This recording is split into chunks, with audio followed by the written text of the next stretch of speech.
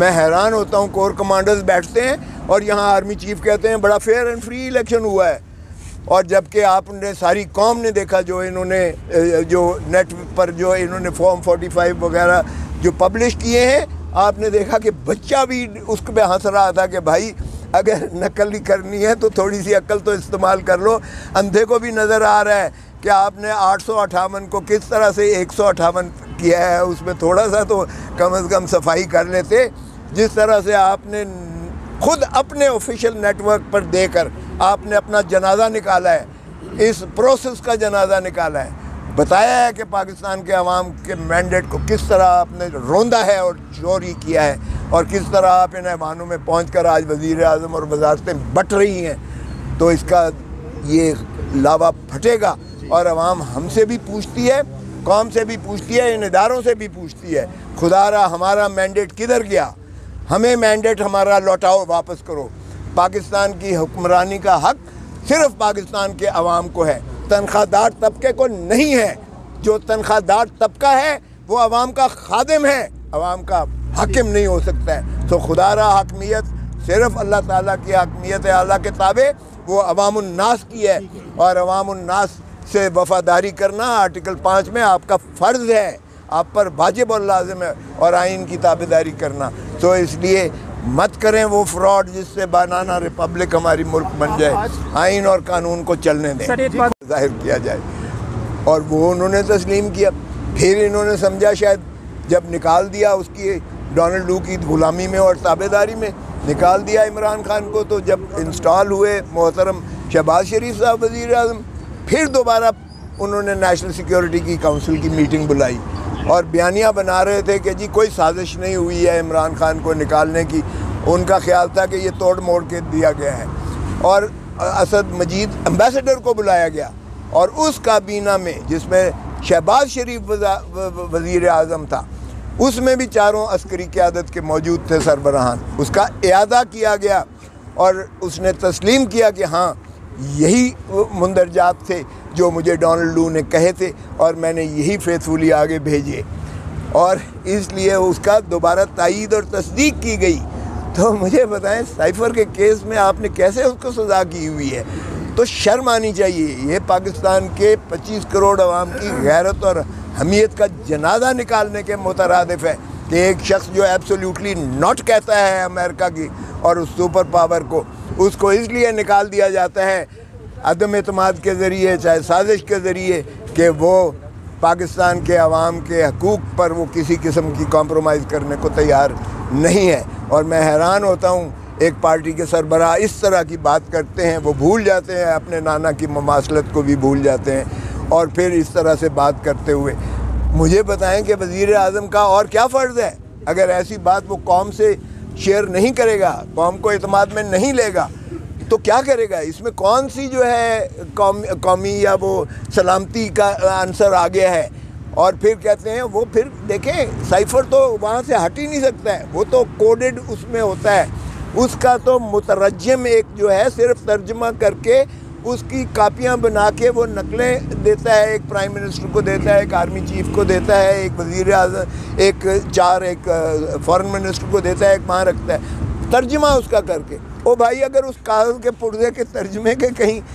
وہ کاغذ کا پردہ اگر کہیں کھو بھی جاتا ہے، اس میں کوئی فرق نہیں پڑتا ہے، اس لیے کہ سائفر موجود ہے اپنے اصلی کوڈڈ ورڈز میں، فارن منسٹری میں موجود ہے، جسے ہٹایا نہیں جا سکتا۔ اور اگر اس کاغذ کے ترجمے کو اگر کہتے ہیں کہ جی وہ انہوں نے کہا کہ گم ہو گیا، تو اس کا کیا سزا ہوتی ہے؟ اس کی وزیر اعظم کو سزا کر سکتے ہو؟ جنہوں نے اربوں اور خربوں اس ملک کا لوٹا ہے، وہ اس وقت وزیر اعظم بنے ہوئے ہیں۔ مقصود چپراسی کے اکاؤنٹ میں اگر اربوں روپیہ جاتا ہے تو مقصود چپراسی بھی وہاں مار دیا جاتا ہے، اور وہ ماشاءاللہ مقدمے کو بھی جو ہے وہ دفن کر دیا جاتا ہے۔ 16 ماہ میں سوائے انہوں نے اپنے کرپشن کے کیسز کو ختم کرنے کے ایک بتا دیں لیجسلیشن، ایک قانون سازی بتا دیں جو انہوں نے عوام کے مفاد عامہ کے لیے کی ہو۔ آج جو قوم کو مہنگائی کے بوجھ تلے دفن کر دیا گیا ہے، اس کا انہوں نے واضح طور پر 8 فروری کو جو ہے بہت واضح طور پر انہوں نے بیانیہ دیا، اور قوم پاکستان کے عوام نے مسترد کیا 9 مئی کے بیانیے کو، مسترد کیا، سزاؤں کو مسترد کیا۔ عمران خان کی انہوں نے بھرپور انداز سے اس کو ووٹ دیا۔ میں یہ بتائیے، ایک بات یہ بتائیے، سپریم کورٹ نے بھٹو ریفرنس میں اپنی رائے دے دی اور انہوں نے کہا کہ بھٹو کو فیئر ٹرائل نہیں ملا۔ آپ نہیں سمجھتے کہ جس طرح سپریم کورٹ ماضی کی غلطی تسلیم کر رہی ہے، ایک اور بھی بڑے لیڈر عمران خان بھی اس وقت جیل میں ہیں، تو کہیں ماضی کی وہ غلطی ہم دہرانے تو نہیں جا رہے اور کہیں 40 سال بعد ہمیں عمران خان کو انصاف دلانے میں انتظار کرنا پڑے گا؟ دیکھیں، یہ بھٹو کا فیصلہ بالکل مس ٹرائل ہے، اس میں کوئی دوسری آرا نہیں، ساری دنیا یہی کہتی ہے، ہم آج تک کہتے آئے ہیں، ہماری کالا کوٹ ہمیشہ یہی ہے، بنیادی حقوق اور rule of law, due process of law جو کہ بنیادی حق ہے، اس لیے یہ مس ٹرائل ہے، اس میں کوئی شک نہیں ہے، یہ فیصلہ قابل تحسین ہے۔ اور ریفرنس چونکہ تھی، ریفرنس میں صرف سوال کا یہی جواب دینا تھا۔ اب ہم دیکھیں کہ اتنے سالوں کے بعد مجھے بتائیں، کیا آپ نے اپنا تو ماتھے سے کلنک کا ٹیکہ جو ہے صاف کر دیا شاید، لیکن کیا بھٹو واپس آ سکتا ہے؟ کیا اس قوم کو ایک جید قائد جو ہے اس کی رہنمائی مل سکتی ہے؟ کیا ایسا شخص جو کہ ایک اسٹیٹس مین تھا اور دنیا کا، ہینری کسنگر کہتا ہے کہ he was the tallest statesman in the contemporary world، وہ اس کے باوجود کہ دھمکی دی تھی پھر بھی وہ مانتا ہے اپنی کتاب میں کہ بھٹو جیسا کوئی اسٹیٹس مین اس وقت کا ان میں نہیں تھا۔ تو ہم نے ایسے قائد سے جو ہے اس کو لحد میں اتار دیا۔ اب ہم نے ایک ایسا قائد جو عوام کے دلوں کی دھڑکن ہے، اسے ہم نے اڈیالہ جیل میں رکھا ہوا ہے۔ آپ کا سوال بالکل ٹھیک ہے اور میں توقع کروں گا، اور ہم نے بار بار کہا ہے ایک ہائیسٹ جوڈیشل وہ بنائیں، کمیشن بنائیں، اور کل بلاول بھٹو نے بھی اس بات کی تائید کی، اور یہی بات جو ہے KPK کے وزیر اعلیٰ نے بھی کہا کہ 9 مئی کے سارے کیسز جو ہے وہ ختم کرتے ہیں، کیونکہ عوام جو ہے وہ اپنا دو ٹوک فیصلہ دے چکی ہے، اور بلاول نے بھی تائید کی کہ ایک جوڈیشل کمیشن بننا چاہیے۔ سو جتنی جلدی بنائیں اس چیز کا، تاکہ یہ بیانیہ آئے کہ 9 مئی کا فراڈ تھا یا 9 فروری کا فراڈ تھا، یہ دونوں فراڈ جو ہے سامنے آئے، چاہیں 9 مئی اور 9 فروری، ان دونوں کی مماثلت ہے، کیونکہ 9 مئی کیا ہی 9 فروری کے لیے گیا، اور اس دوران میں کس کو ایلیمنیٹ کرنے کی کوشش کی گئی؟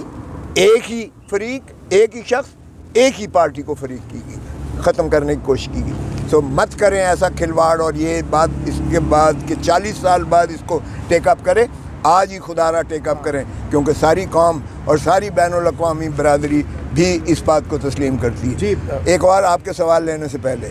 دیکھیں، میں سمجھتا ہوں میڈیا پر بنیادی حقوق سے جو متجاوز جو پابندیاں لگائی جا رہی ہیں، ٹویٹر کا بند کرنا، یوٹیوب کا بند کرنا، انسٹاگرام کا بند کرنا، یہ چیزیں قابل قبول نہیں ہیں، اور وہ بھی ایسی وقت میں اور اس دنیا میں